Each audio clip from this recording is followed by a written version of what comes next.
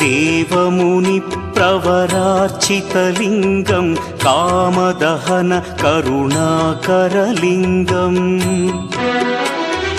रावणदर्पविनाशकलिङ्गं तत्प्रणमामि सदा शिवलिङ्गम्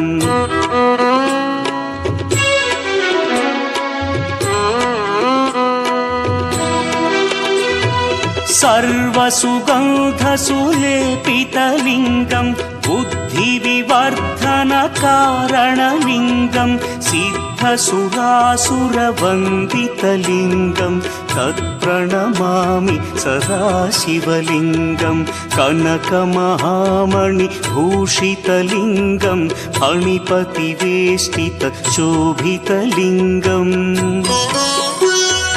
दक्षसुयज्ञविनाशनलिङ्गं तत्